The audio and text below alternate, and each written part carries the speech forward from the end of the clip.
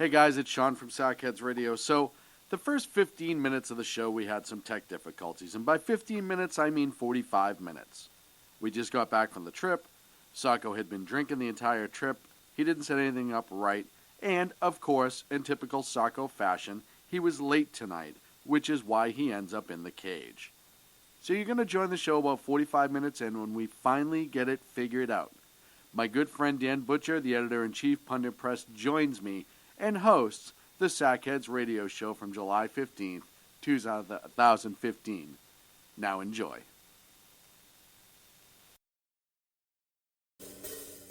The best late-night conservative talk show in America, Sackheads Radio. And listen, there are no people better on the air to give you the best in conservative talk than Sackhead Sean and Sackhead Clint. And we're working on the immigration papers for a certain other guy who happens to work here too. For those who are tuning in around the world to the best in late night conservative talk, Sackheads Radio. Sack News. Sack News. Radio. Sack News. Sack News. Radio.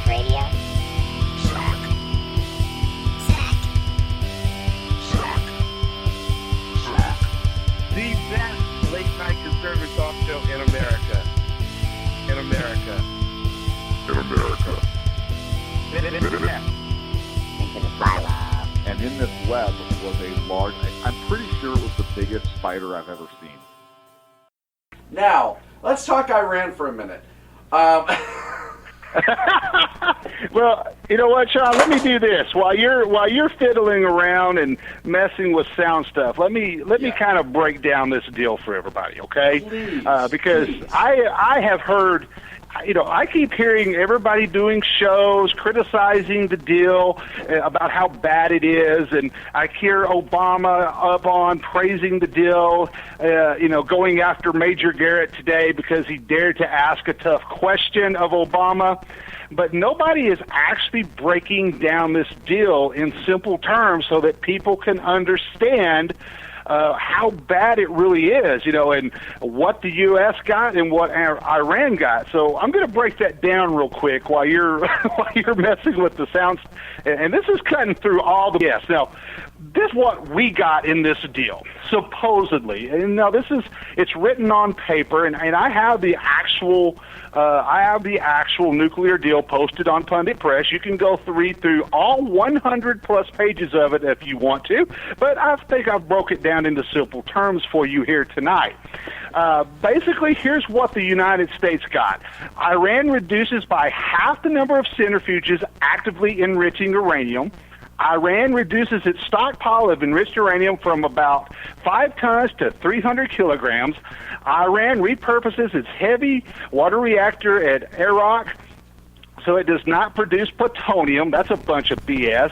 An unspecified increase in inspections by the IAEA, which if you've read Pundit Press yesterday and today, you will know that, of course, Barack Obama lied yesterday when he said that the United States, all of the inspectors would have 24/7 access to Iran's nuclear facilities. That is not true. That is not the case. Now, here is what Iran gets, if you can hear me through all the static currently going in my headset.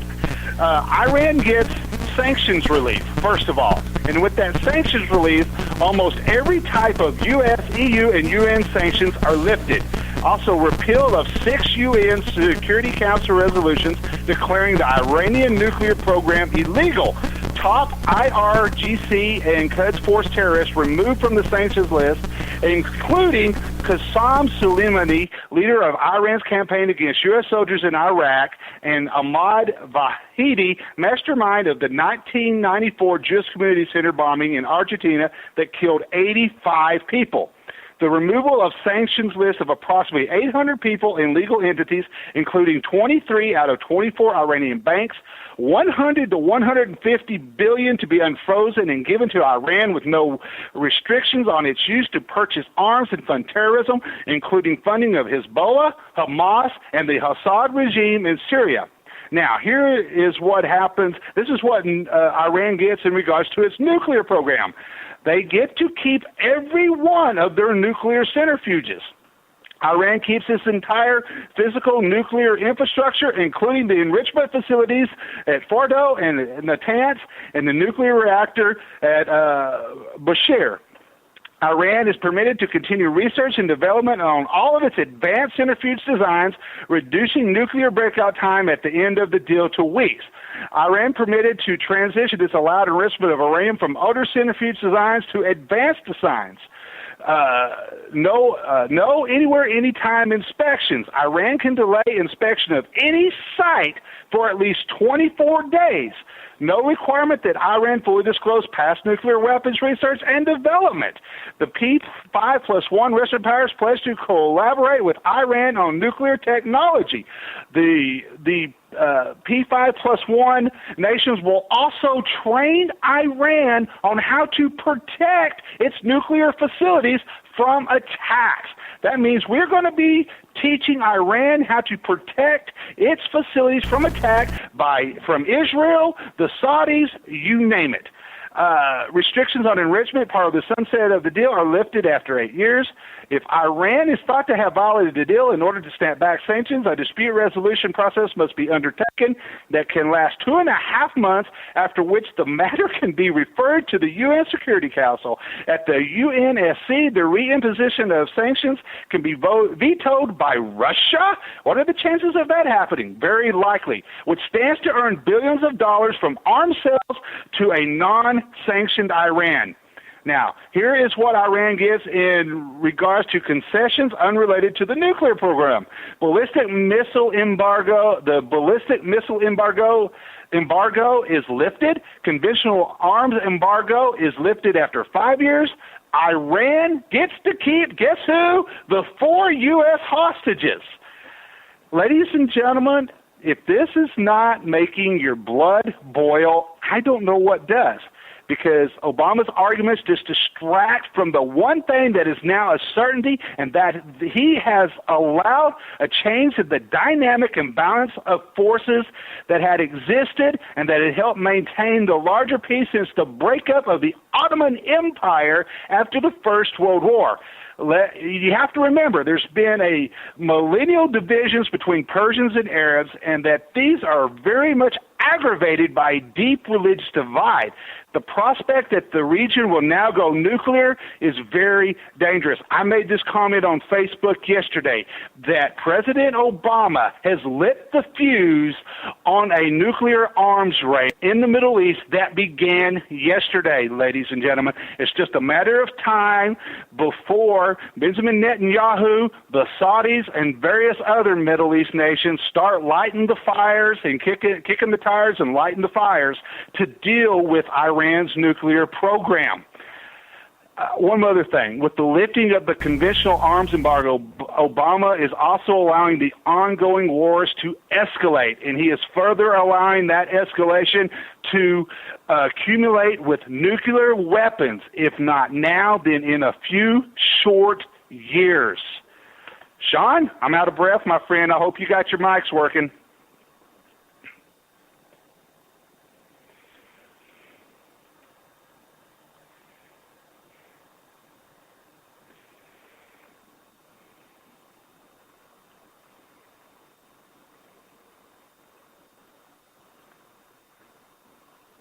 Okay, if you folks can still hear me in the chat room, please say so. I think I've lost Sean. Yes, Ken, I am tap dancing.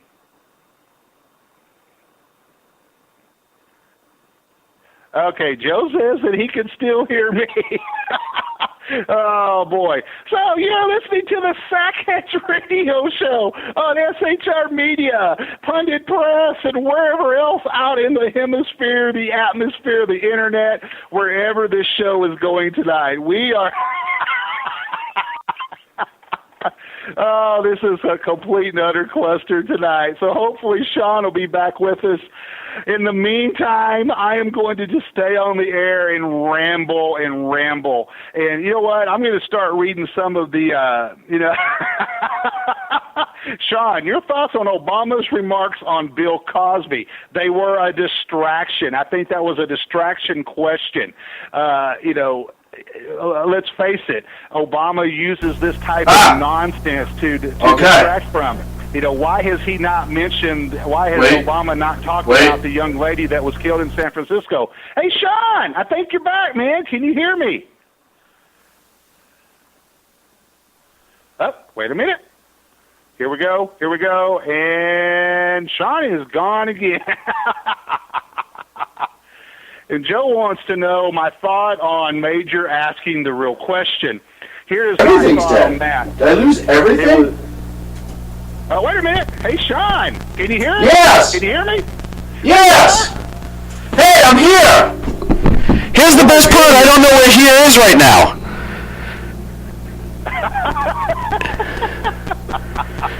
Wait a minute. Are you back now? I'm back now. Did you? Oh, I see. Hold on. Wait. Oh, wait a minute. Was it that? He has it figured out. Can you hear me? He cut himself off again. Can you hear me now?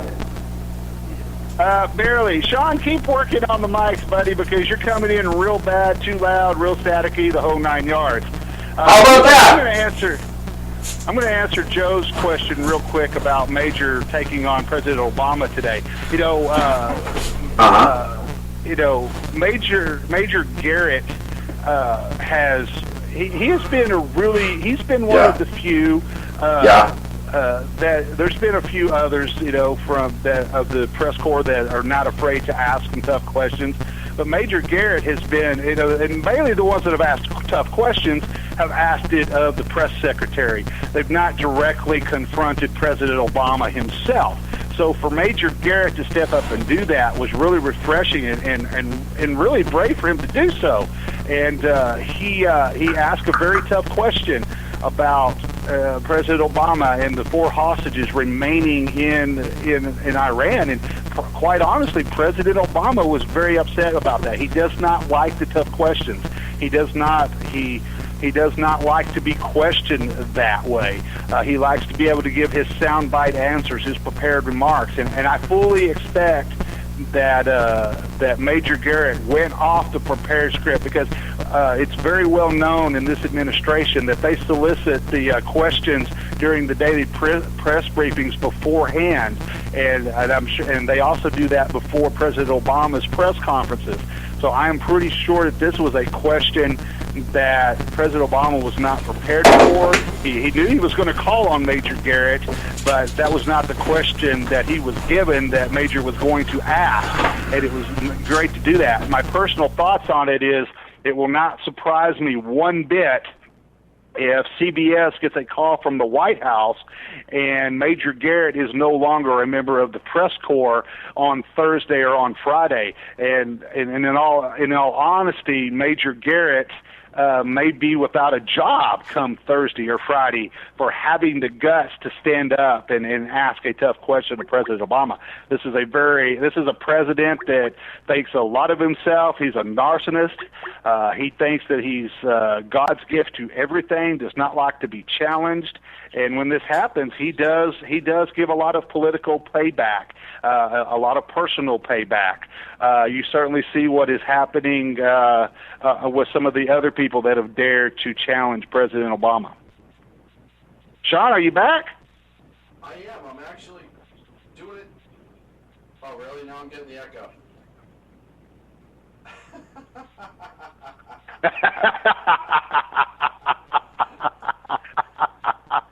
Is that better? No. All right, man. You're back. Let's just. Yeah, that's fine. As long as, can you hear the echo? No, I can hear a little static, but that's it. Okay, I can deal with my own echo. And Joe is asking, did we lose Dan? No, Dan's there. I can see Dan. Dan can see me. Everything's hunky-dory. Or as hunky-dory as it could possibly. Oh, this is one of these crazy nights, my friend. Okay, so Dave is saying no Sean, but we hear Dan now. it keeps going. It keeps going back and forth. I want to come back to Major Garrett for just a minute, and he actually addressed the reason that he challenged President Obama today. And this is what he said. Major Garrett said, sometimes you have to take a scolding from a president to get an answer. That's part of my job. Politicians, especially those elected as president, are very adept at creating straw men, taking something that they feel rhetorically works to their advantage and using it. That's exactly what the president did. My question did not suggest he was content with the captivity of those 4 Americans. My question was about the contentment or the satisfaction or the realization that it was necessary within the context of this deal to leave them unaccounted for. That was the essence of the question. Clearly, it struck a nerve. That was my intention. Was it provocative? Yes. Was it intended to be as such? Absolutely. So Major Garrett is not backing down. And I will tell everybody about this with Major Garrett. Major Garrett started out, as a newspaper reporter, and back in the mid '80s, he worked for the Amarillo Globe News, where I started out my newspaper career as well.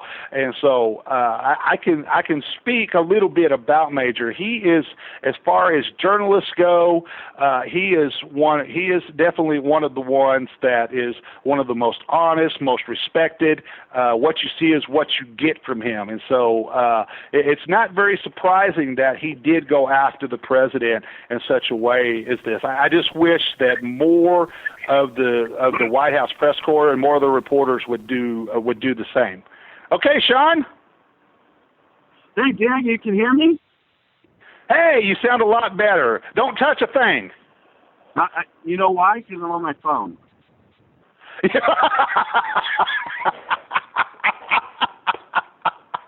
You have gone to the backup system, man. Perfect. Sounds good. I have thousands of dollars of equipment in front of me, and none of it works. And I don't know why. That's the amazing part. So, anyhow, I know you already went over it. I have the clip from when Major Garrett was sparring with the president. But, the whole thing that gets me the most is how condescending the president was. Yes. And this is, we've seen this before with other people who dared question his authority. And I don't know why this becomes such a big issue with him. Somebody's gonna question you. That's the way it works. You're the president. You've just made a major decision, albeit good or bad, for the nation. And in this case, it's very, very bad.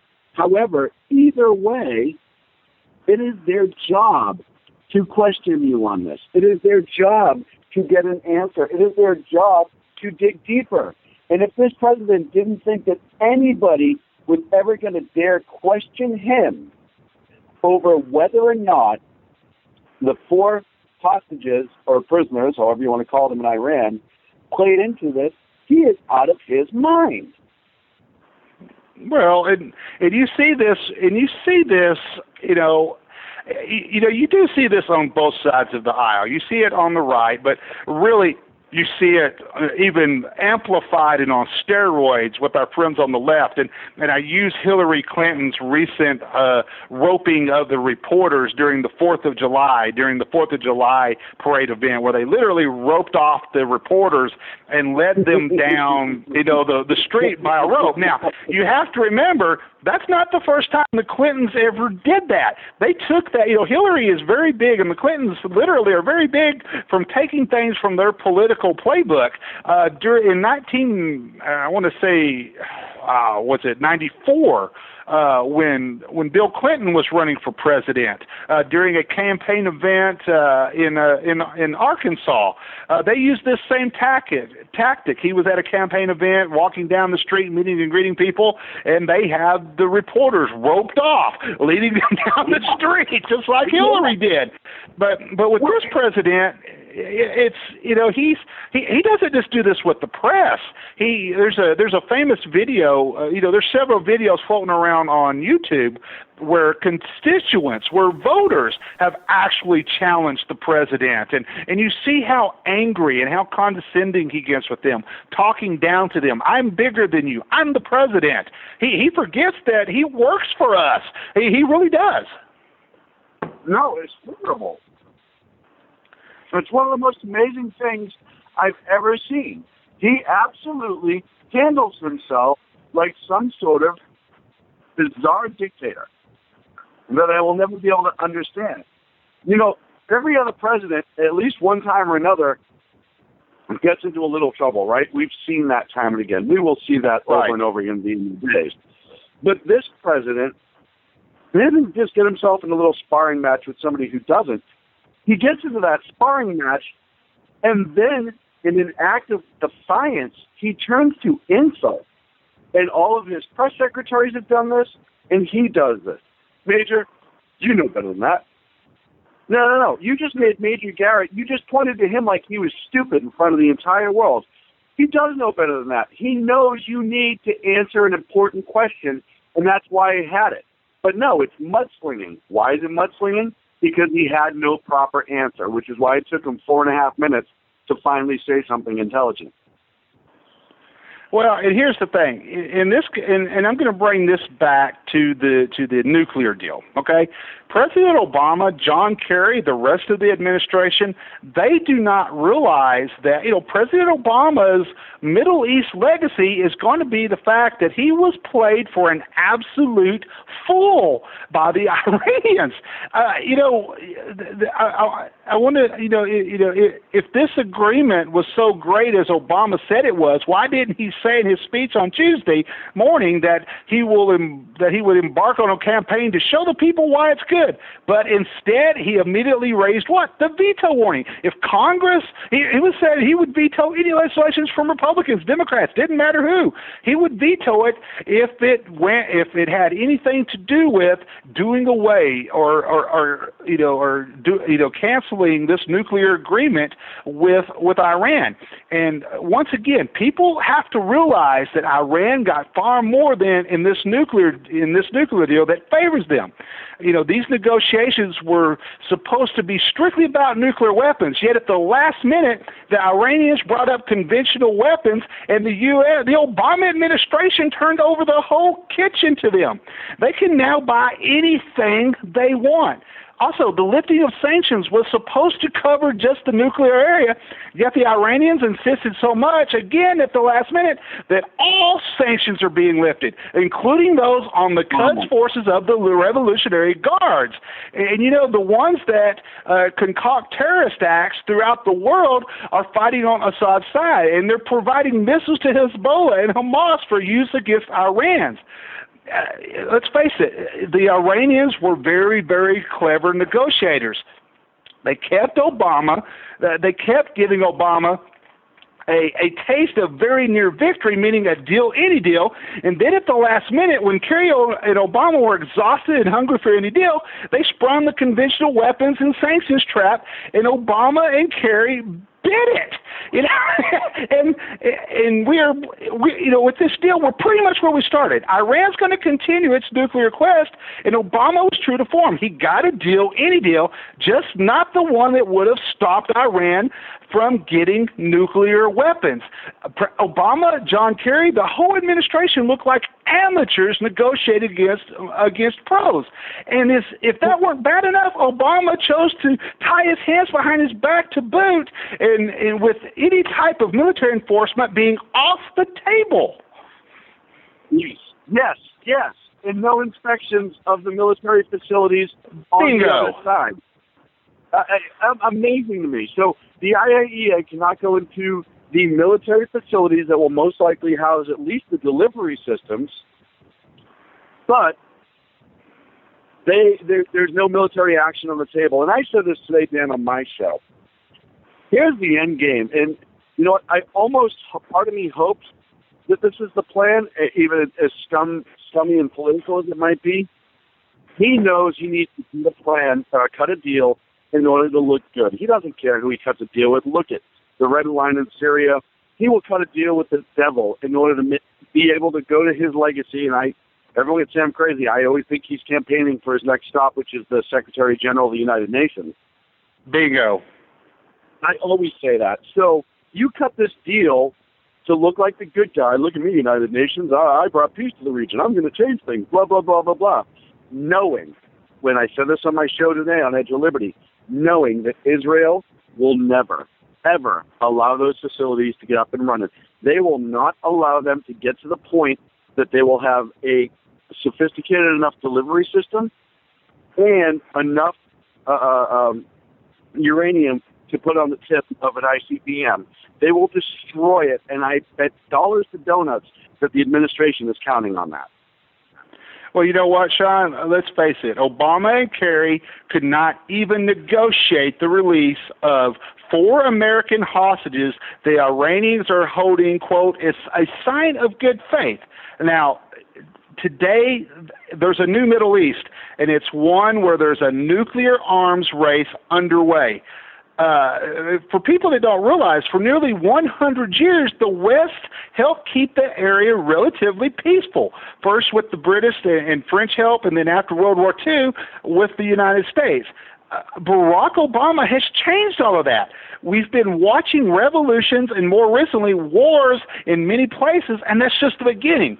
With nuclear powers in the region, the real show will soon begin. There is nothing more dangerous in the world today than a nuclear-armed Iran, which is the largest funder of terrorism across the globe, the largest supplier of weapons to terrorists across the globe. Thank you very much, Barack Hussein Obama. Well, how many times in our life are we going to say that sarcastically? That's what I want to know, Dan. How many times before we die will we say, thank you, Barack Hussein Obama, without it being serious? You know, just once, I want to be able to say it with a serious tone in my voice. Like, hey, right. You know what? You lowered taxes. Thanks, Barack Hussein Obama. For everything right now, he's just like you said it, and there's a reason. He continues to make us look weak and expect everybody else to bail him out. And even when he doesn't think that there's a bailout needed, and I've said this time and again, he's not a stupid man.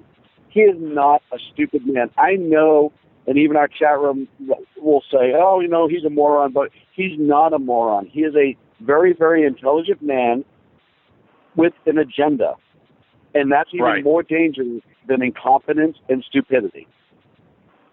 Well, Mrs.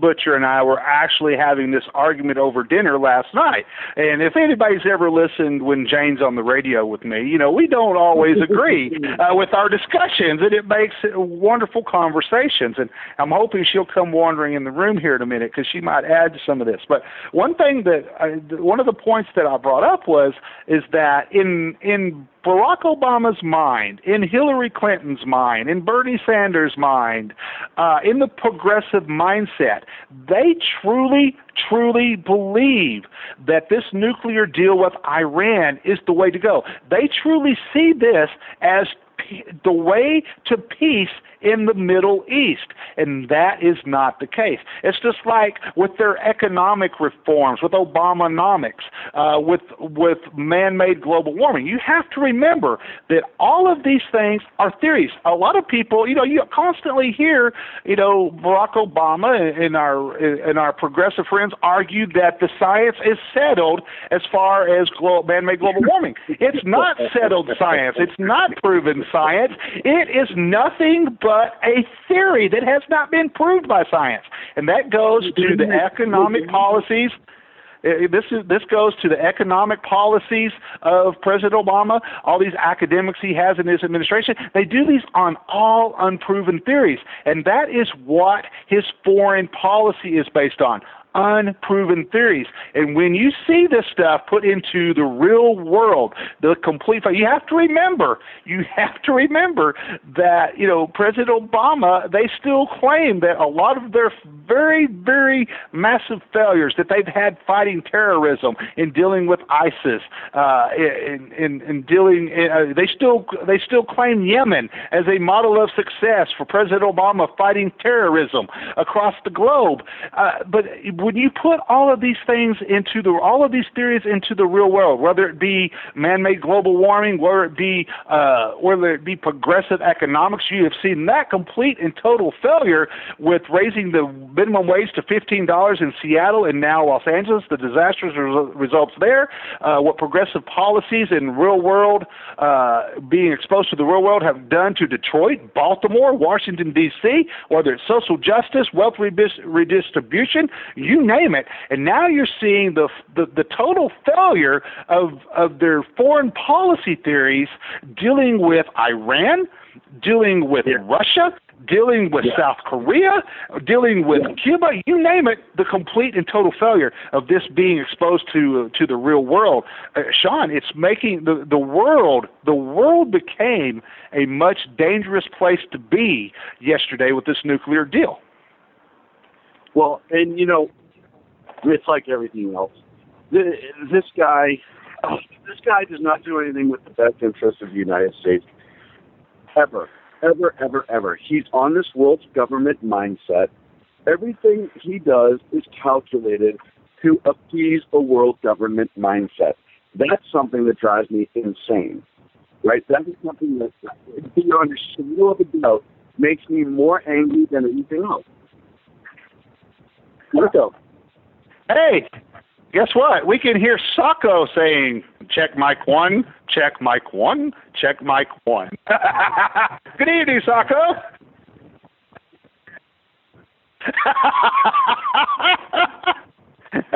Sacco is in the house, ladies and gentlemen. And not a moment too soon. But, we go back, by the way, you brought up global warming not too long ago, and I do want to discuss the fact that we're about to go into a mini ice age.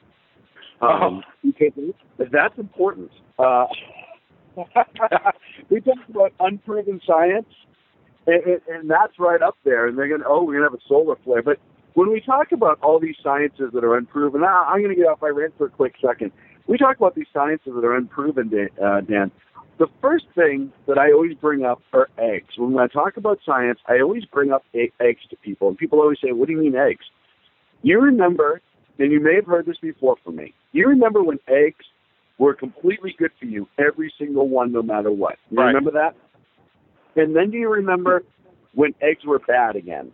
All of a sudden, eggs turned bad. Nobody was allowed to eat eggs because the yellow portion would kill you. And then it turned into the white part was okay, but the yellow part was bad. How long have eggs been around?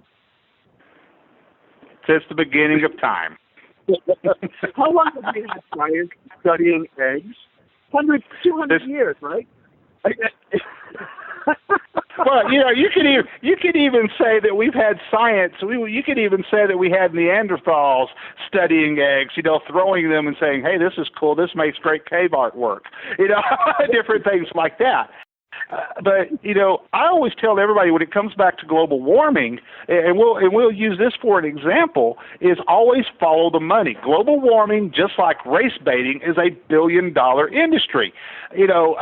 Al Gore, he was a wealthy man. He was a millionaire when he went into the White House, and then when he left the White House, he was still a moderate millionaire. And now you're talking about a man that's worth somewhere in the neighborhood of $300 million due to all of the money that he's made off of the global warming race baiting. And when it comes to global warming, and you'll see you and I have discussed this very often that the policies of Barack Obama are lock in step with the UN, because I have put this theory out there, even though we've had an unwritten rule for so long since the beginning of the United Nations that permanent members of the Security Council, that those countries, none of their members would serve as the Secretary General. But since when did rules matter to Barack Obama when he really wants something?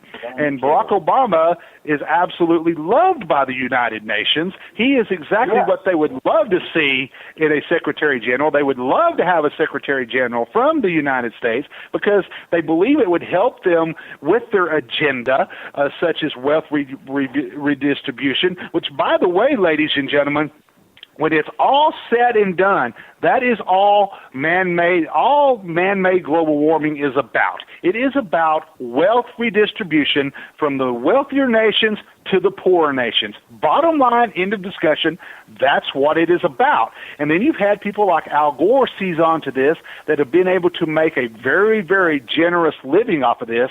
And hopefully with this coming ice age, we will be able to bankrupt the likes of Al Gore and stop some of this nonsense being perpetrated, the fraud that is the United Nations. I think the United Nations, you know what? Why didn't we, as part of this nuclear deal, offer to put the United Nations in downtown Tehran? That is a part of this nuclear agreement I could have lived with, Sean.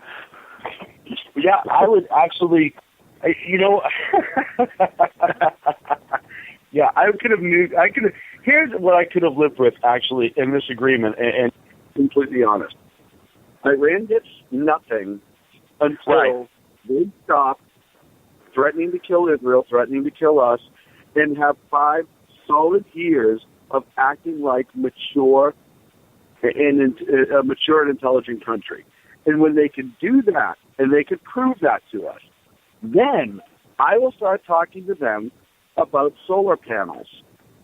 And if they need extra power, they can start with solar panels. And then after solar panels, I'll give them coal, and so on and so forth. And maybe by the time I am long dead, they can absolutely have nuclear power. It's not really that hard. It's not It's science. It's not anything crazy.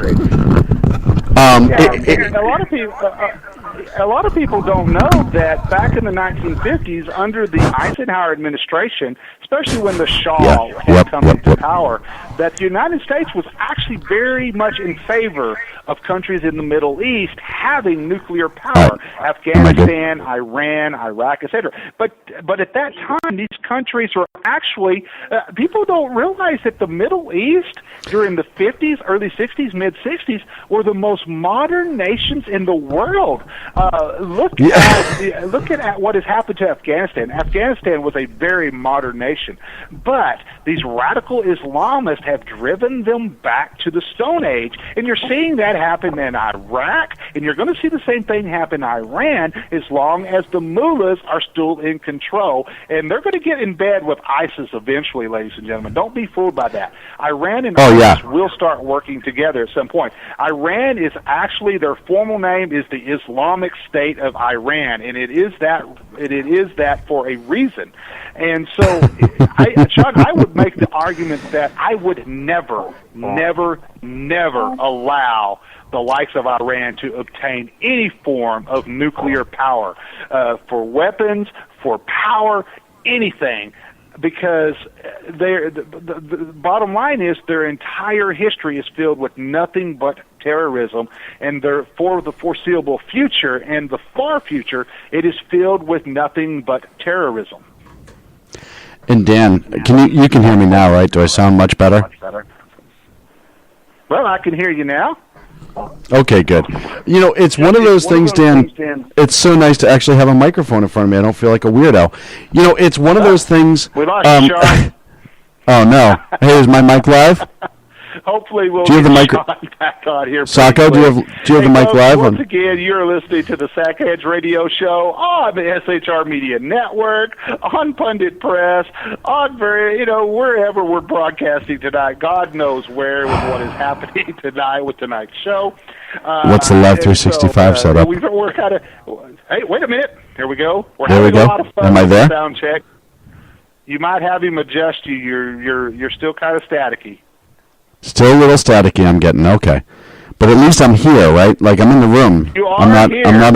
but it's getting much better. I'm not off the reservation on a different planet like I was Dave, an hour ago.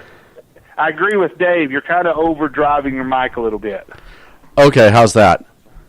There you All go, right. Sean. Don't touch it. All Leave it right. right there for right now. Wow, I actually feel like. I'm just going to say we went. What happened was Now, Sacco, just for your defense, I want you to know that during Freedom Fest, I actually started a hashtag to give Sacco a big raise. And so, and I mentioned at the beginning of the show that maybe you were holding out tonight. You know, today was the deadline for signing NFL players. You know, Dez Bryant signed a big multi-year $75 million contract. So, you know, maybe you're holding out a little bit, and maybe now you have some negotiating power, Sacco. I have some playing power for sure. Oh man, Danny, this is just absolutely. Oh, good. I'm getting welcome to my own show in the chat room. This is so lovely. I really feel. Welcome, Sean. I really feel the love right now. I really feel the love. Dan, why don't we do this? Can we take a quick break? Sacco, do we have the commercial queued at least? We do? No. Yes. No, we don't have the commercial queued. I can't even take a break. What is going on tonight? Well, Sean, Sean, let's do this real quick. We've got a lot of great things happening. Just to kind of whet everybody's appetite a little bit, we have a lot of great things that are fixing to happen on SHR Media. You're fixing to see some new shows come to SHR on the network. Like I said, one of them debuted today, Rogue Nation. Yes. Which he did an absolutely great job, considering he was still, kind of filling out the equipment and everything. There's some other shows that'll be debuting next week. We can't really give you the details on that yet, but we'll certainly let you know when they're available. So some exciting things are happening, my friend. Yeah, no, it's really exciting. I'm also so happy, and I know he's in the chat room. Jersey Joe's going to be returning Yes. To the air. I believe we're looking at the 29th of July, and if you haven't heard Joe's shows, Joe's a lot of fun. He has a really, really good show. He's got that thick Jersey accent that makes it constantly sounds like he's trying to sell you insurance for your business, or the window may break if you don't buy it. However, he is extremely intelligent and has a really, really good show, so I'm very, very excited about that. And, of course, we will have specials by you on Sunday nights. And I'm really psyched. That was, by the way, that round table we did a couple weeks ago was so much fun. I can't wait to actually do it again, because for once, all I have to do is talk occasionally, which somehow is actually really good for me. It gives me a chance to think a little bit, but Well, I am. Yeah, tonight I'm just kind of unwinding a little bit. It's been a while since I've actually been on the show, or been on the radio, so I've got to unwind. You know what, and Sean, I'm going to go ahead and let everybody know one of the other new shows that's coming on, because it is a done deal. And you and I, this was something that just kind of fell in our lap today. People might be familiar with Bill Martinez. Bill Martinez Yes. Live. Bill Martinez is probably... he's definitely one of the leading Hispanic conservative voices in the country today. His show is nationally syndicated in 250 markets across the country. His show is 251. a big-time show. 251 now. So his show is a very big-time show, and we're very pleased to, I've been speaking with Bill on and off throughout the day, working out the details. It looks like we're going to start broadcasting his show live on SHR Media on Monday, it'll air from 9 to 11 a.m. Eastern Standard Time. Very excited to have Bill Martinez joining SHR Media. This is something that just kind of fell into our lap today. Actually, his PR person contacted me today about Bill being a contributor to Pundit Press, and so I was more than more than happy to have Bill Martinez join Pundit Press as a writer. And then I just put the question out there, hey, what about today's show? And then things started going. I contacted Sean and said, Sean, you will not believe this. And so here we are. We're adding Bill Martinez to the lineup, Jersey Joe coming back. And well, Dan, in my defense, you screw with me all the time, so I never know. I never know if you're serious or not. So when you first called me and told me, I knew exactly who Bill is, and I was like, yeah, okay. And then you actually started getting into the real details, and I was like, oh, maybe Bill will join us. What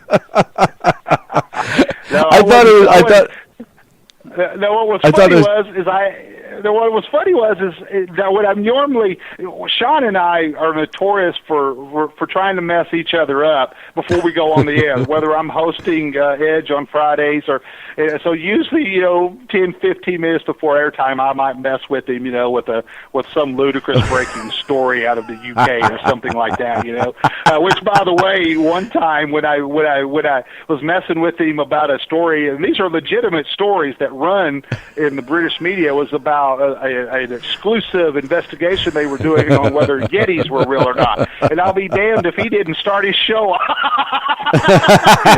that story.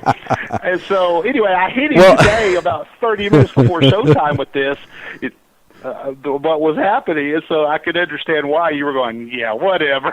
Yeah, Butchers, I'm getting butchered again. That's exactly what I say when that happens now. I'm getting butchered again, because it's absolutely amazing how I'm sitting here and I'm sitting in my studio during the day, and I'm getting everything all set up, and I'm going through all my stories and my details. If I have sound clips, I'm going through that, just sitting there getting comfy, and all of a sudden I'll get a bing on the phone, and I know who it is. It's 8:25, 8:35. I know it's Butcher, and I know that there's a 75% chance that it's going to be jackassery, and a 25% chance that it's going to be breaking news and or news orientated.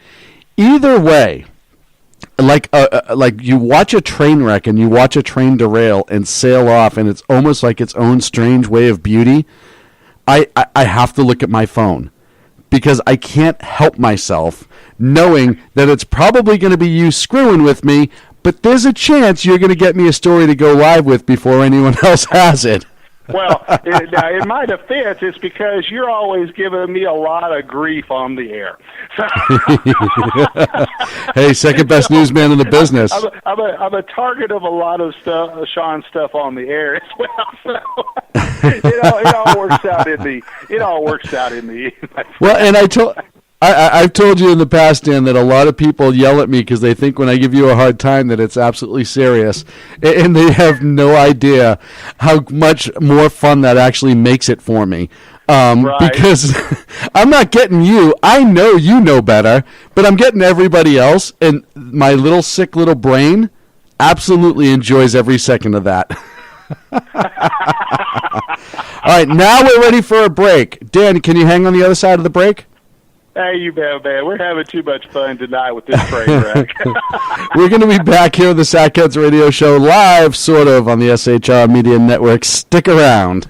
In a world controlled by corrupt politicians. You got a business.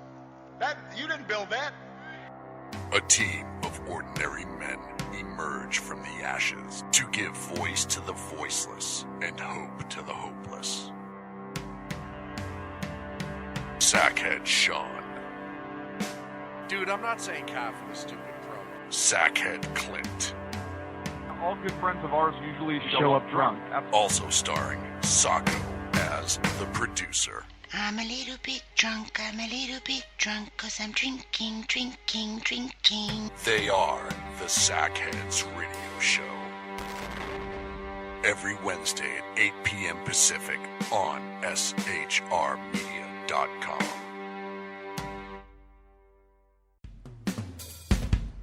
This is Tammy Jackson, inviting you to join me on The Tammy Jackson Show every Tuesday night at 7 p.m. Pacific on the 405radio.com. Put down that remote and tune into the show that covers politics, guns and the Second Amendment, religious liberties, sanctity of life, the military, and more. I host newsworthy guests and work hard to be a conservative radio show that's not like all the others. So save Tuesday nights at 7 p.m. Pacific for me, Tammy Jackson, on the 405media.com. Who listens to the Andrea Kaye Show? Let's find out as we eavesdrop on listener Roger Johnson in Encinitas. You know, if our policy is going to be bring any child who comes across the border and says coordination, we have to take them in. Okay, so apparently Roger fell asleep in the middle of my brilliant political tirade, and now he plans to sue me because I put him on the air, sleeping. Obviously, he's a liberal. Snoring, not an option while listening to the Andrea Kaye Show, Tuesday mornings at 11 on Financial News and Talk. You know I'm right. Y'all know I'm right. Hello, I'm Matt, a student at Hillsdale College. Here's Hillsdale President Larry Arnn on the continuing relevance of the Constitution. Many argue today that the Constitution is outdated because it addresses problems peculiar to the 18th century. Some parts of the Constitution do read rather quaintly. Consider the injunction against titles of nobility in Article 1, Section 9 of the Constitution. But is that so outdated? The purpose of the injunction is to prevent the government granting special privileges to some for partisan reasons. This strikes at the heart of the rule of law.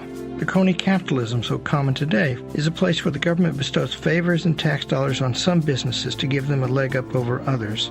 This is exactly the kind of thing the Constitution was meant to prohibit. The Constitution is not so outdated after all. This Constitution Minute was brought to you by Hillsdale College. To join the national conversation on the Constitution, go to constitutionminute.com. And we're back here on the Sackheads Radio Show live from the SHR Media Network. Thank you so much for joining me. My guest host for the evening and actually the host for the first hour, and I just kind of showed up occasionally. As always, is the amazing Dan Butcher from Pundit Press. Dan. Yes, oh, Dan. Oh, good. Oh, good. I was about to lose it. Well, what's going on? I in case everybody doesn't know, what I'm doing right now. What I was doing during the break is I was actually setting up the overnight programming for SHR, so I kind of missed the keep coming back in. I don't know if anyone's heard this, but President George H.W. Bush is actually in stable condition in the hospital right now. He apparently fell and broke a bone in his neck, but he's expected to recover. And I just saw this just now. I don't know how old it is. It looks like it was probably in the last few hours. So thoughts and prayers to President George H.W. Bush and hopefully he gets better as time goes on. Hey, Dan, the other two big stories that we've been talking about, I know I talked about today and I've talked about ad nauseum, but, we had the big argument on the Hill between Trey Gowdy and Secretary Johnson at DHS. And the immigration thing is starting to trump up again. And I say trump up for a reason. I've actually been waiting all day to use that because I thought about it later on.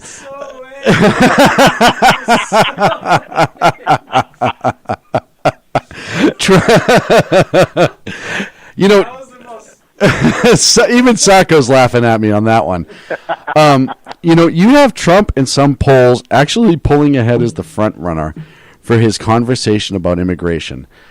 Dan, I've been meaning to ask you this because I've said my answer time and again. Is Trump a serious candidate? No, and here's why. Okay, good. I think Donald Trump, he's going to be spending a lot of his own money in this race, and there's even a limit to what he's going to spend. He's not going to attract the big PAC money like Jeb Bush already has, like Scott Walker has, etc. But here is what I think, I think there are certain people in this race that are in this race for a specific reason. And I don't think Rick Perry is a serious presidential candidate, but I think he is in this race to to help front the Republicans' economic message, to talk about securing the border security, job creation, stuff like that. I think Carly is in this race specifically for one reason and one reason only, and that is to be the attack dog against Hillary Clinton. You see her doing nothing but attacking Hillary Clinton, and so I think so that kind of takes the war on women narrative away from the Democrats with that aspect. I also think that, and then that brings in Donald Trump. I think Donald Trump is in this race for the reason of talking about the real issues, and hopefully to bring, and let's be honest, if some of the other candidates were to talk about these issues before they are the nominee, the press is going to just absolutely destroy them, no matter how correct it is, and they're going to protect Hillary Clinton and the other. Let's face it, Hillary, even though Hillary is the anointed one and supposedly the front runner on the Democrat side, she is not a lock to win the nomination, and we certainly saw that in 2008. Yes. She was the heir apparent. It was her time to be the first female president. That is not. She's not a lock to get that nomination. But I think that Donald Trump is here in the early stages, to really bring to the forefront some of these hard issues that need to be discussed, and let some of the other candidates, get ready for the debates and what have you. And then they can start addressing some of this.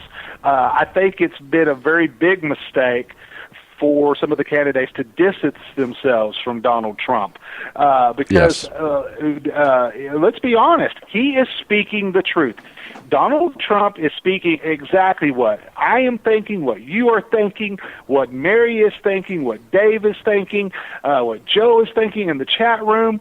He's thinking what the American people are really saying, what Joe Arpaio is saying, but that others are afraid to speak out about. And it's refreshing to hear that. And he's talking about these issues, and he said from the start that is what he was going to do. He was going to bring these tough issues up, and he's going to talk about them. And he has paid a very dear price for that, for doing that financially. With the way he's being cut off from certain monetary sources, and the way other businesses are, the way they're trying to go after him business-wise, etc., for doing nothing but speaking the truth. The truth. And so I'm hoping as we vet the 15, 16 candidates, it really, there's 15, 16 candidates. There's really only 5 that are serious candidates. At this point, Scott Walker and Jeb Bush are at the top of the heap, wise. I know you had the privilege of listening to Marco Rubio at Freedom Fest. You also got to hear Donald Trump as well at Freedom Fest. So, but once again, the Donald, and the other reason that Donald is not a serious candidate is really the voters are not going to take him seriously as a candidate. They're not going to take him seriously as a presidential type figure. But what people will take him serious about is actually getting those issues up front and center that a lot of the other folks are afraid to do so. Well, yeah, and like I said, and I've said this time and again, I think Trump is serious in his mind, and I think he's serious to a point. I don't think he's actually going to ever see the stage, but you nailed it. The conversation that he is forcing people to have that nobody wanted to have. And I've even heard allegations that he was somehow involved in the Steinle murder. I mean, that's how deep some people are going with this. But it is, like you said, it's a conversation that this country has avoided for a long time. And what it does is it gets other candidates on record. So when it comes time to flip-flop down the line, and when it comes time to come out with their official statement, they can say it one way or another. Now, you may not like how he says it, and this is one of the things that I argue with people about. He may not like or you may not like the type of message that he delivers or how he delivers it. But the message is good. We need to deal with illegal immigration. Yeah, he might use some harsh tones, and I think I said this the other morning on my show. I've been accused of that on the West Coast, right? I've come out here and people have commented on how I talk differently and I'm sometimes too abrupt and too direct, blah, blah, blah, blah, blah. So yes, some of it's in the delivery, and some of it is that Donald intentionally says things to get people ramped up and aggravated. But you have to take into consideration, like you said, the financial loss that he is taking business-wise. He is taking a huge hit business-wise, and for some people they may think it's only a drop in the bucket for him, et cetera, et cetera. But he's a man who's built his life around capitalism and because of capitalism, and for him to risk any of that for a run for president, no matter how serious or not he is considered, and then to bring this conversation, I think it tells you, even if 40% of this is narcissism and to try to get his face in front of a camera easily, I think the other 60% of it is true and coming from his heart. And here's the other flip side of this. It is forcing the other GOP candidates to actually come out and take a stand one way or another. Okay? Now, obviously, Jeb Bush, some of the other candidates, they tried to distance themselves from Trump's remarks. But what it has done, it has started up the serious discussions dealing with economic issues, dealing with immigration issues, dealing with racial issues. You're seeing some, and these are just not side discussions. These are actually very serious discussions about policies and ideas that need to be put out there to help deal with some of these situations. And that is one thing that Trump has been very effective at, is stimulating, stirring the pot, stimulating everybody, getting them out there, forcing them to actually have to come up with an idea. How, I stop and think about Hillary Clinton right now. She gave this big, big economic speech and da-da-da-da-da-da-da-da. Basically, it was all about socialism and wealth redistribution. Unions, the usual talking points that you hear from the progressive left. But Uber is bad, unions are good. Exactly. Now let's compare that on the same day that she gave that speech was also the exact same day that Scott Walker announced his candidacy for the presidency. Now, if you compare the speech that Scott Walker gave versus Hillary Clinton, by the way, there was one unique, I'll ask everybody out there, there was something missing on the stage when Scott Walker gave his presidential announcement. Does everybody know what that was? Teleprompter? There were no teleprompters at all on stage, much in the same mode of what Ted Cruz does. But the difference between the difference that you got, and I'm going to compare Hillary versus Scott Walker, but the difference that you got was here was Scott Walker. Hillary Clinton is seen as an elitist. She's tried to distance herself from the actual constituents. Everybody that gets to talk with her are all handpicked. She very seldom does spur-of-the-moment type stuff. The press is screened, roped off, hog-tied, put in closets, not allowed to go to the bathroom, whatever you want to, at all of these events. And then you have, on the very same day, here you have Scott Walker. Scott Walker's been criticized because he doesn't have a college degree. Does that matter to me? I don't give a damn if he has a college degree or not. But what he got up there and talked about was the American dream. He said, you know what? He talked about how his grandfather worked and how hard he worked, about how hard his parents, worked to achieve their American, dream, how hard he had to work, to be the success he has today, to be the governor of Wisconsin, to be a man that is being able to run for presidency. This was a man that was up there with a shirt, with his sleeves rolled up, talking from the heart, to the people in his hometown where he grew up, where everything started from him, brought his sons on stage. I'm running for president for the future of our children, and for the American people. Basically, he was saying, you know what? You see the likes of Hillary Clinton saying, you know what? Barack Obama, Hillary Clinton, all these folks claim to represent the middle class. What Scott Walker was talking about, Scott Walker came up and said, ladies and gentlemen, I am the middle class. I actually represent you. I feel you. I know what you're going through. I know what your successes are. I know what your struggles are. I know what your kids are going through in schools. My kids are going through the same struggles. So I'm here talking to you. I am actually one of you. And then that completely stole the thunder away from Hillary once again, which I was happy to see. And hopefully, with the likes of Donald Trump bringing all these issues to the forefront, that's even going to, I think in the long run, I think it's actually going to strengthen the Republican field. It's going to strengthen the eventual nominee for president, the eventual nominee for vice president. And I just don't see, even if Hillary's the nominee, our friends on the progressive left, they just don't have anything that they can throw up against that. Yeah, no, are you kidding me?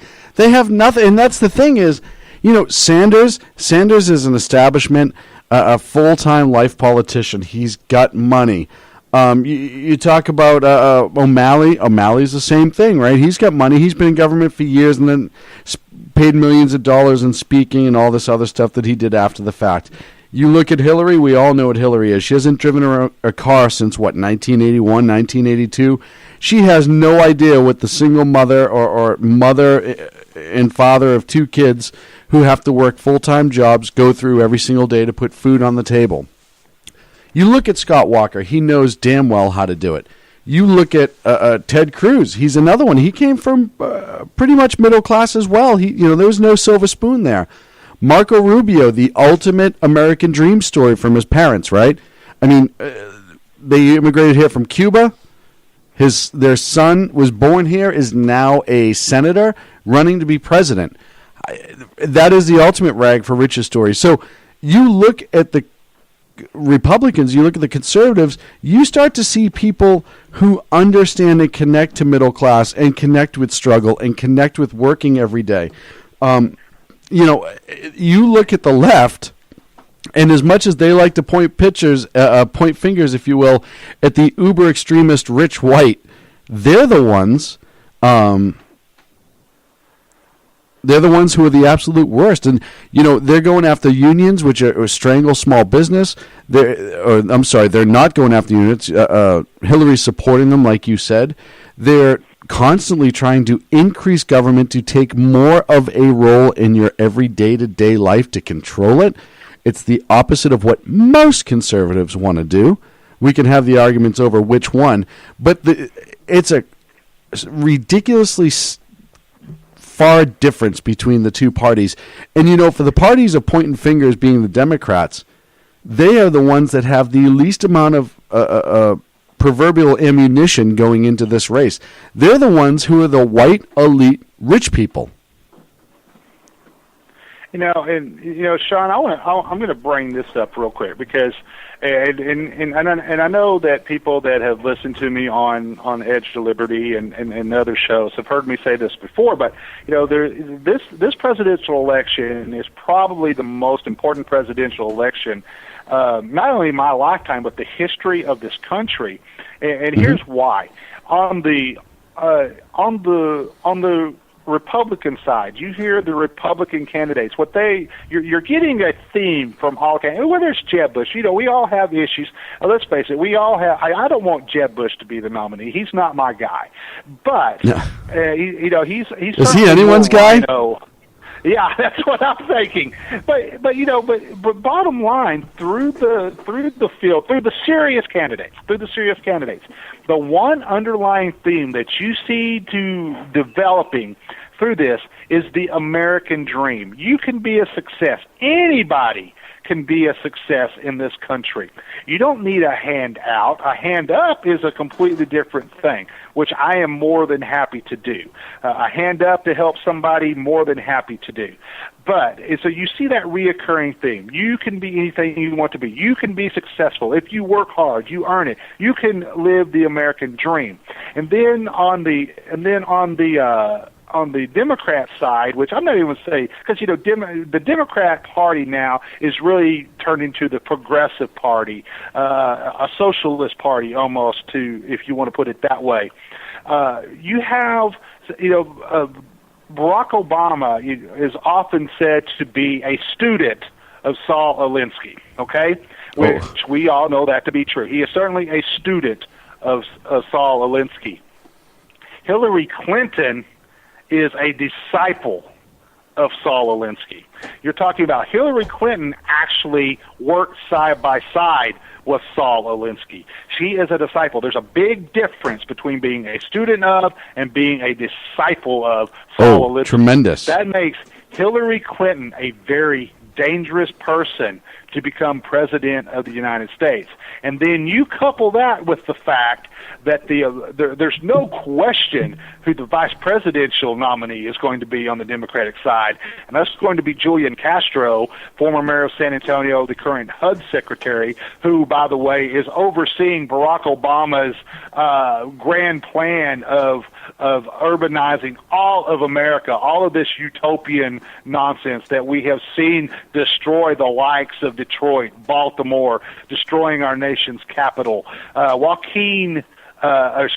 Julian Castro is the architect of this grand plan for the urbanization of all America, and he will be the vice presidential nominee, and he and his brother are very, very dangerous men in this country. I would say at this point in time, these two Castro brothers are more of a danger to our country than the Castro brothers that are running Cuba.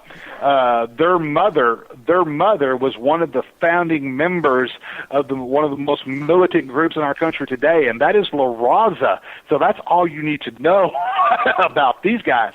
So when you look at the very dangerous candidates, the very leftist, progressive, socialist, almost Marxist candidates, direct disciples of Saul Alinsky that we have running for president on the left versus the candidates that are aspiring on the right, that are talking about the American dream, keeping American great, that believe in American exceptionalism, that believe in the Constitution.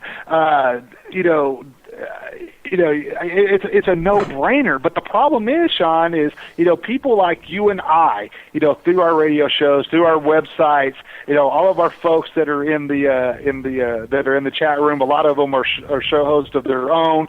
Mary Brockman, who's very active, going to all the shows and very active on social media and such. It's up to us, to help these candidates, get that message out there, because Sean, you and I have young children, and I would very much like for the country that I grew up in to be there for my children. Yeah, and I was talking to somebody today that I met at Freedom Fest, and we were catching up after the fact, and they were asking about the show on the network, and they said, "Why do you do it?" And I said, "That's exactly what I said. I said, I have a 5-year-old son, and every single day that I'm on social media, every single day I'm on Edge of Liberty and Sackheads and SHR Media and all those things is because we need to have a future there for it, and they need to recognize it as America and not the slanted and destroyed form of America that's trying to be pushed down our throats as the way we have to be, this utopian society where everything's fine and everybody gets along and blah, blah, blah, blah, blah. It's all bull. It's all a disaster waiting to happen. And listen, when it all comes crumbled down, when everything comes crumbling down, the only people left who will be in charge in a position to do anything will be the ones that have all the power, because they won't feel the crumble. In the streets, the neighborhoods, even in the rural districts, they will feel the crumble when that final straw hits the camel's back and it breaks. They will be the ones to deal with it, but the ones in the ivory tower with the military guard and the government protection and the special operator protection, all that stuff, they're not going to reach it. They're just going to be sit there and they're going to rebuild it in the likeness that they deem fit, Constitution or not. And that is something that I absolutely sweat and worry about. And we come back to Donald Trump, and we certainly see how the progressives are reacting now as they are being challenged on this, with Donald Trump out there telling the truth about what is actually happening in America today, what is actually happening with the crime involving illegal aliens coming across our border, what is happening in America in our inner cities with black on black crime, what has happened with in our communities with the absolute disastrous policies that started with the LBJ administration that has led to the let's face it, it has led to the total destruction of the family unit in our inner cities, particularly with our African American community. And so when you start talking about the truth, you and I are used to being attacked in this way when we're talking about most of mine comes from you. Exactly. but when you have somebody high profile such as Donald Trump out there talking about the truth, or heaven forbid you have a high profile White House press corps reporter by the name of Major Garrett do some serious questioning of the President of the United States, you quickly see their hatred come to the forefront.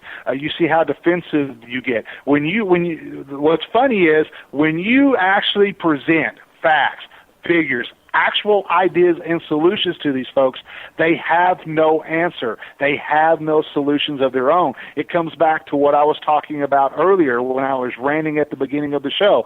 Everything about progressivism is a academic theory. Global warming, their economics, their foreign policy beliefs, they're all theories, and when they're put into real world situations, they ultimately fail. And that is why you've seen the total destruction of the family unit in our African American communities, the total destruction of once great cities that were bastions of capitalism, such as Detroit. When you put these progressive utopian ideas in effect in these communities, you see the total destruction of the communities all the way down to the family. Well, and not only just down to the family, but it goes down to beyond the family, if that's even possible. It goes down on interpersonal relationships outside of the family. And just how we treat one another in general. It really goes down to basic human decency being destroyed and remanufactured into something that it's not. And by the way, I don't know what movie it's from, so if somebody wants to watch the link and figure it out, Jersey Joe, Political Reva, just linked a video clip from a movie. I don't know what movie it is. It's Jeff Daniels, and he's addressing a college, and he essentially goes on a rant, and we're actually going to take a quick break. So I'll give you about the 3 minutes you'll need to watch that clip and then get back. And if anyone can identify it, let me know. And we're going to have more right here on the Sackheads Radio Show live on the SHR Media Network. Back in a few. In a world controlled by corrupt politicians. You got a business. You didn't build that. A team of ordinary men emerge from the ashes to give voice to the voiceless and hope to the hopeless. Sackhead Sean. Dude, I'm not saying calf for the stupid pro. Sackhead Clint. All good friends of ours usually show up drunk. Also starring Sacco as the producer. I'm a little bit drunk, 'cause I'm drinking. They are the Sackheads Radio Show. Every Wednesday at 8 p.m. Pacific on shrmedia.com.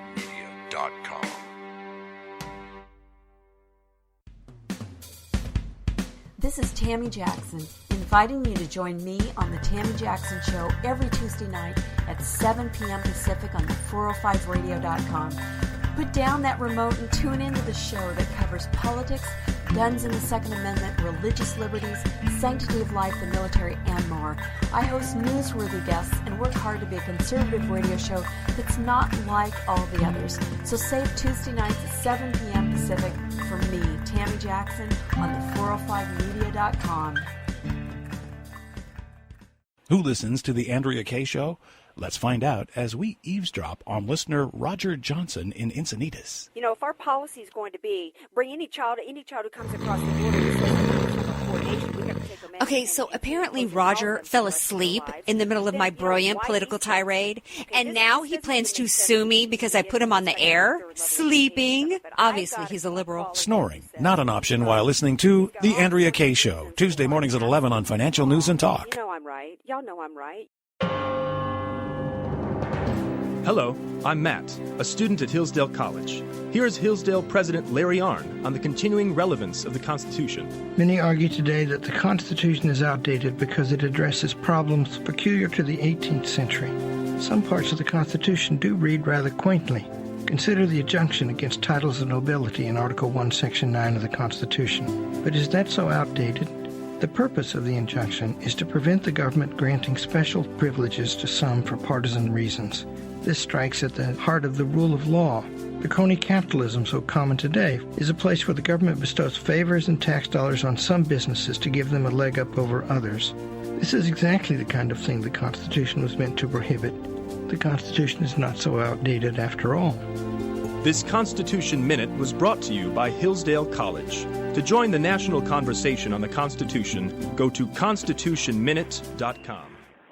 And welcome back to the Sackheads Radio Show, live on the SHR Media Network. Second half of the show is always better than the first. Tonight is no exception. And the man Butcher joins me. Dan. I'm still suffering from the first half of it. But by the way, Sacco, you are not allowed to go back and listen to the first 20 minutes of the show. There may be some idle threats, and I may have cursed your name a few times. I'm just saying, if you go back and listen to it, that was not normal me. That was aggravated me, and we all know there's a giant difference. Going into the break, we were talking about the fabric of our country and really how important these elections that are coming up in 2016 are. Dan, I like to think that we're at a tipping point in this nation, and which is why I call my daytime show The Edge of Liberty. You were there when I was first developing the name, and part of the reason I called it what I did is because I feel like we're always on the edge one way or the other. We're going to tip back into liberty if the right people step up, or we're going to fall over the edge into tyranny, and to get back up is going to be a fight. I feel that we're constantly on this edge, and I feel now more than ever that line is getting extremely thin. That tightrope Lady Liberty walking is very, very tiny. If the Republicans gaffe 2016, and listen, I don't think we're going to have Congress in 2016. I think the people that are in Congress right now are blowing it for 2016. So if we don't win the presidency by some strange chance, if the conservatives can't take the executive and we lose Congress, how bad, in your opinion, do you think it'll get? It could get very bad, and I'll look at this going back through the history of progressivism in our country. Progressivism goes back 100, 150 years, but we'll really pick it up from people don't realize that progressivism has been something that has been put forth by not only Democrats but also Republicans or people that were once Republicans. Even going back to Theodore Roosevelt, who was a very strong progressive. But what has always happened in the history of our country is whenever progressivism has reared its ugly head, the American people have always stood up and said, no, enough is enough. Well, we saw progressivism raising its ugly head, rearing it up, and then the voters in 2014 told the Republicans, you know what, we're going to give you more control of the House, we're going to give you back control of the United States Senate because we want you to do something about progressivism in our country. Because most Americans, despite what you will hear in the liberal media, do still identify as conservative. But the Republicans have backed away from that, and they have really hurt themselves in the eyes of the American people, because the American people put them in charge to combat President Obama's aggressive agenda and to stop it, not to help it along, not to enhance it.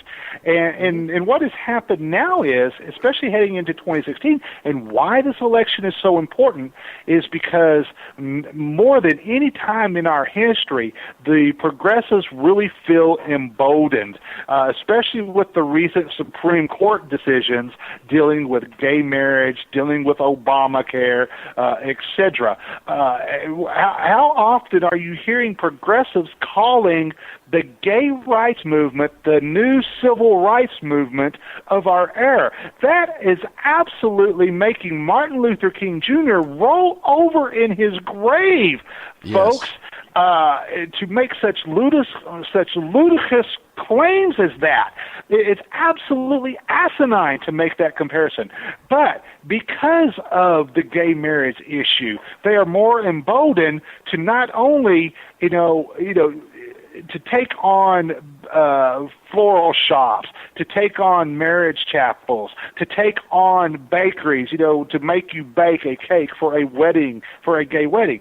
It spills over into freedom of speech, freedom of religion. You're now starting to see gay rights activists, challenge the very religious aspect of marriage itself. And by the way, ladies and gentlemen, I make the argument that traditional marriage is at the very foundation of our country, at the very foundation of our society, everything that we believe in, and we have to protect the sanctity of traditional marriage, but we also have to protect religious freedom.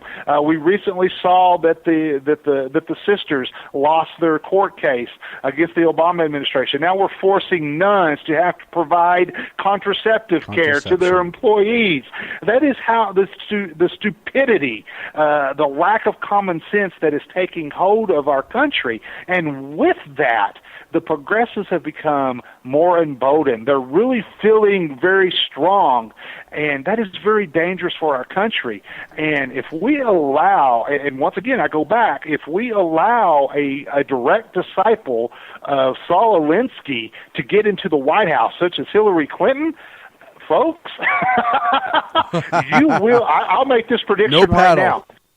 You will actually see the Constitution in our lifetime. You will actually see something that we never thought could happen in the history of our country.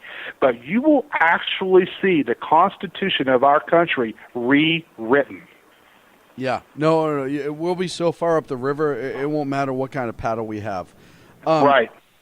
And the other thing, too, and what's kind of forgotten all this, and I like to point out, the whole point of gay marriage, the fight that they were having is for the equality aspect of it.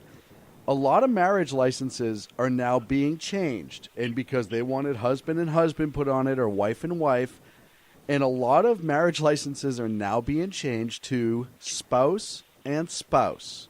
So the one thing they wanted is that their relationship be recognized by the state and the federal as a marriage is now being put into a generic term for everybody. And the scary part is this is what many of us were afraid it was going to happen.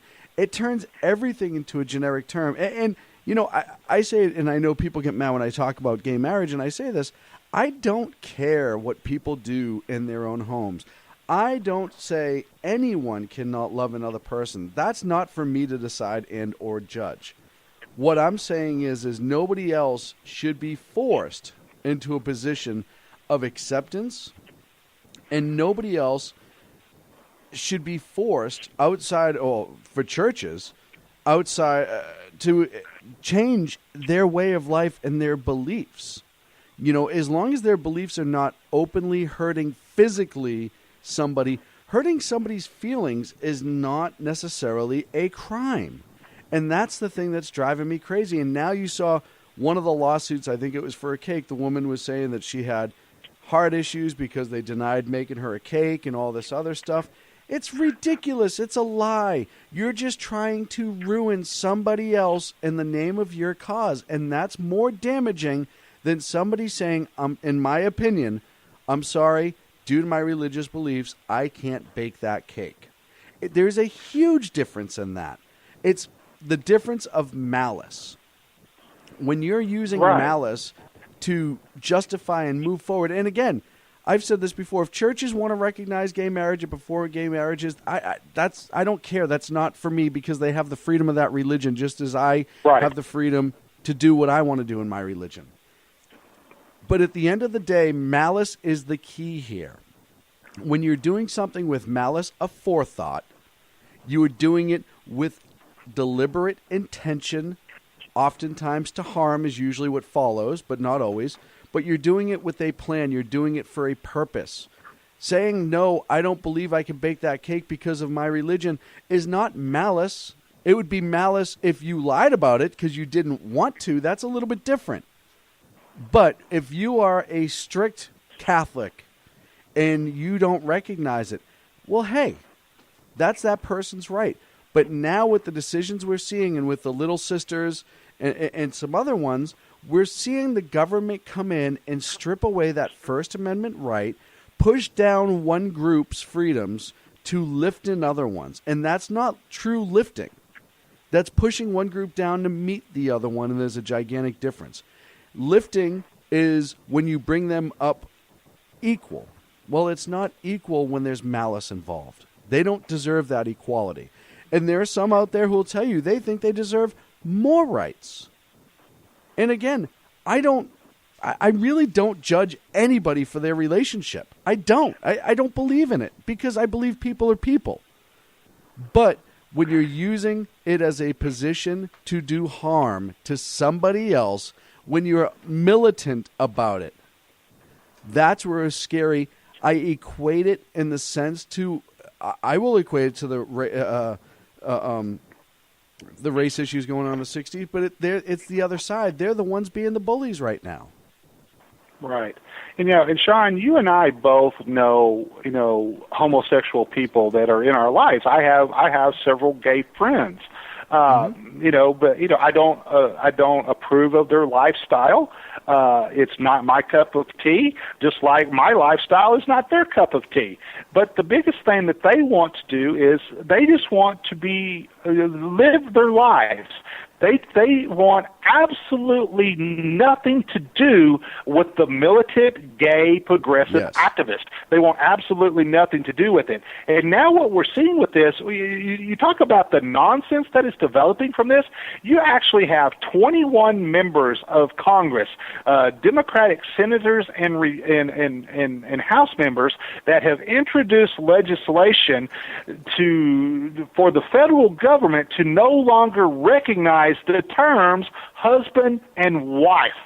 That's how ridiculous this is. You're starting to see this stuff. You're starting to see lawsuits filed.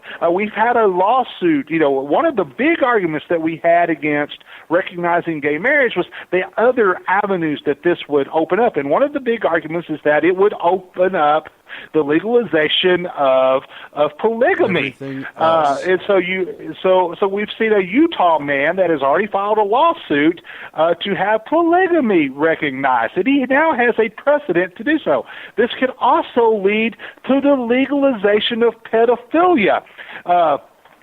Which radical Islamists have often taken child brides, and so you could actually see a lawsuit filed here by a pedophile, saying, you know what, I have a legal right to marry this 9-year-old child. It's my religion. Yes. It's my belief. You're persecuting against my freedom of religion with this, and so you're seeing that type of nonsense, that type of criminal activity that could actually be legalized because of this. And it's absolutely frightening. And you brought it up earlier, and I do want to point out, too, because I'm sure anyone who's listening to the show is already calling me a homophobe or anything else that they want to. I do actually feel horrible for the gay men and women in this world who just want to lead their life in privacy. Right. The ones who didn't want to get dragged. And I truly mean that. And I know some either via Twitter, and I actually met a couple at Freedom Fest, and they're all over the place who are quote unquote being lumped into this group that they don't want any part of. They want their life to be private, and meanwhile they're getting dragged out. And like one of them said to me, I'm now forced to have a conversation with people I'm not comfortable having.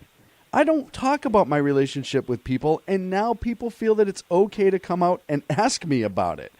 And I don't want them to. I just want them to, treat me as me. Don't worry about why I'm in a relationship and for what. And that's the thing, I think they're being victimized as well by, like you said, the militant gay and lesbian community, because they're being forced into something they don't want any part of. It's horrific. All this has done is absolutely made this more divisive in this country. We've just found another reason to separate ourselves with fellow Americans versus trying to find a reason to unite. Right. And, Sean, and I'll even go further with this. We had the story break yesterday about the undercover video that was released of the Planned Parenthood executive. This just isn't any executive. This is the lady that directly sees the entire abortion operation of Planned Parenthood, caught on tape, caught on video, talking about Planned Parenthood. Basically what they're doing is they are selling the body parts of babies they have killed. And now Planned Parenthood comes back and says, well, you know what? We're doing this. We're actually donating all of these organs and parts for research and what have you. And we only ask that our cost be recouped. Well, in a lot of cases, their cost is the amount of money that they recoup is more than what their actual cost was. And in America, we call that a profit. So we have Planned Parenthood profiteering from the selling of the body parts of babies that they have killed. And so obviously those of us in conservative media, those of us that are pro-life, we immediately are outraged by this. And of course you've seen Bobby Jindal and Greg Abbott have launched investigations into Planned Parenthood. We're going to see more of that. Congressional Republicans are calling for an investigation of Planned Parenthood, who, by the way, received over $550 million worth of taxpayer money to, you're talking about an organization.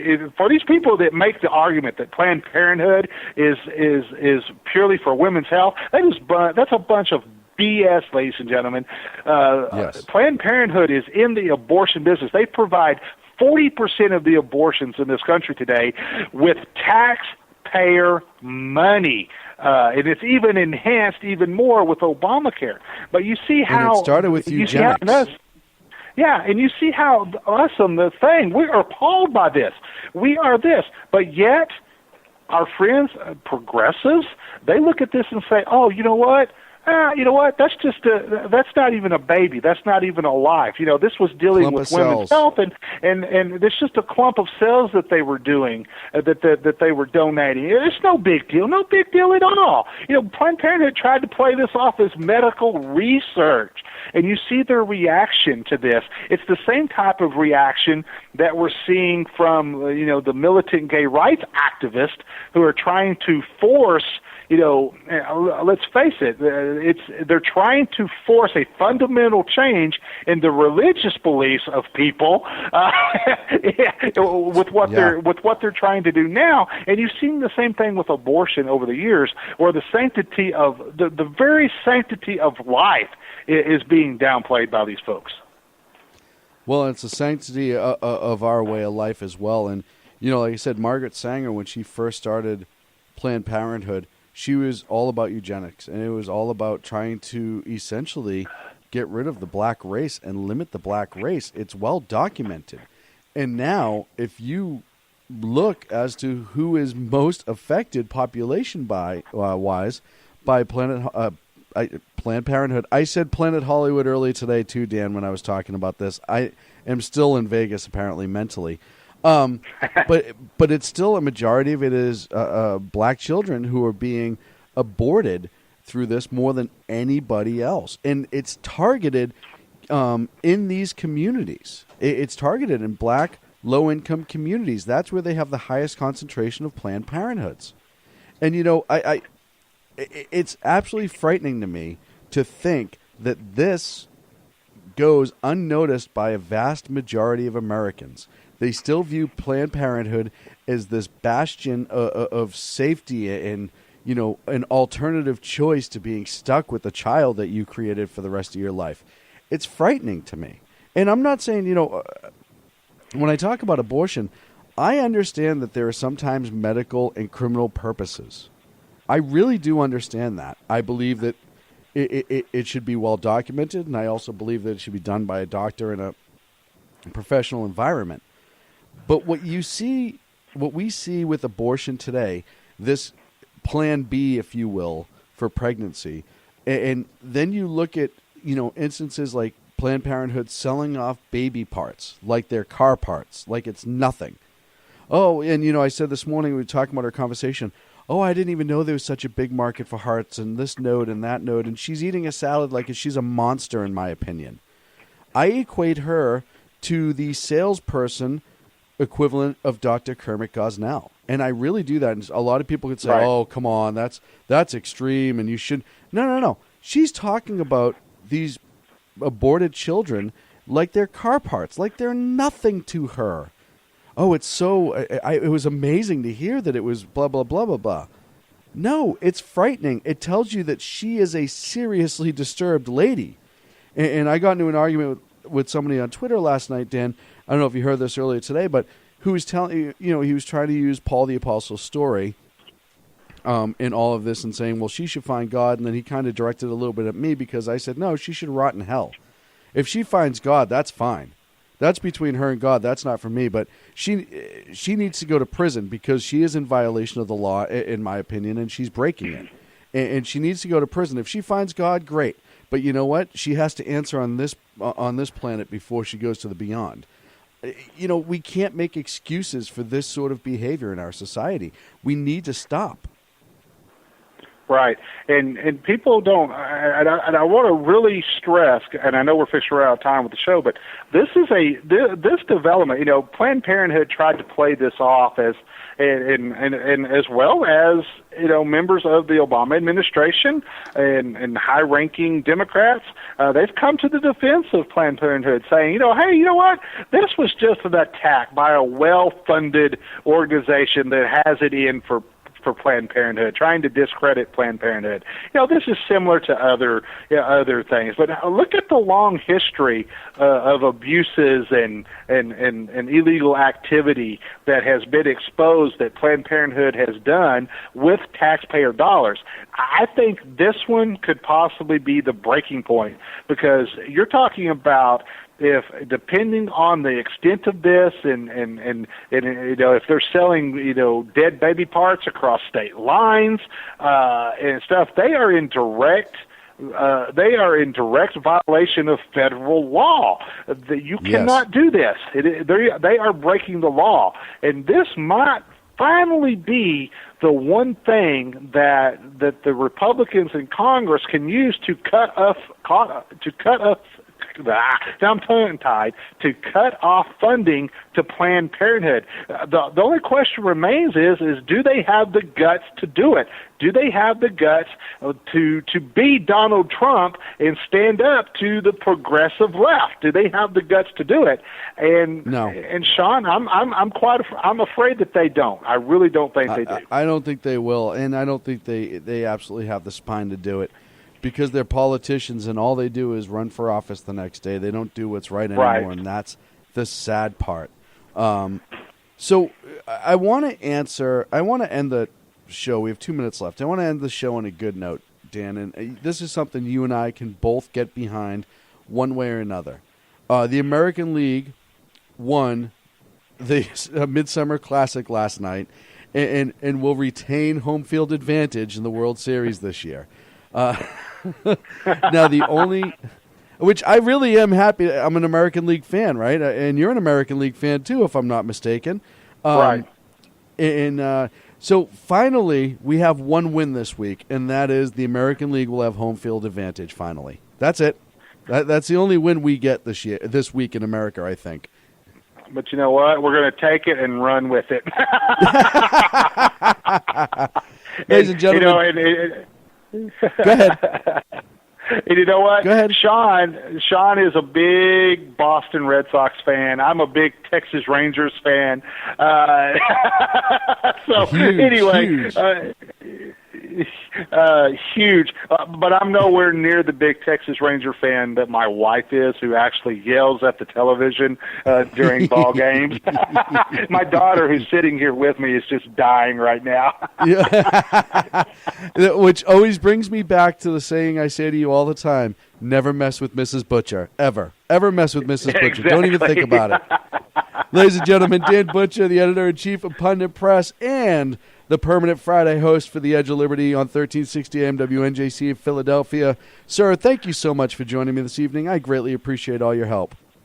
Hey, Sean, it was a pleasure, my friend, to be called literally 20 minutes before showtime and say, hey, Dan, what are you doing tonight? Welcome to my hell, Dan. Ladies and gentlemen, that's going to do it here for the Sackheads Radio Show. Join me tomorrow afternoon at 12 on the East Coast, 9 on the West Coast for the Edge of Liberty. My guest will be senatorial candidate Alex Malusky. We will be discussing fair tax versus flat tax on the current tax system, as well as get his input on the Iranian deal.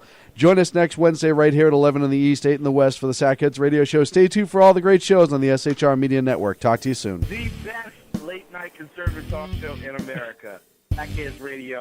And listen, there are no people better on the air to give you the best in conservative talk than Sackhead Sean and Sackhead Clint.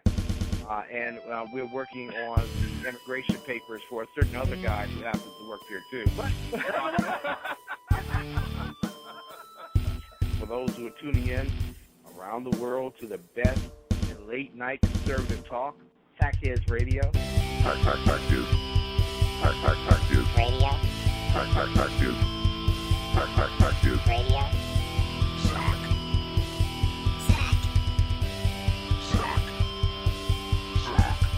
The best late-night conservative talk show in America.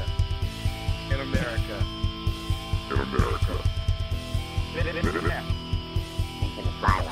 And in this web was a large, I'm pretty sure it was the biggest spider I've ever seen.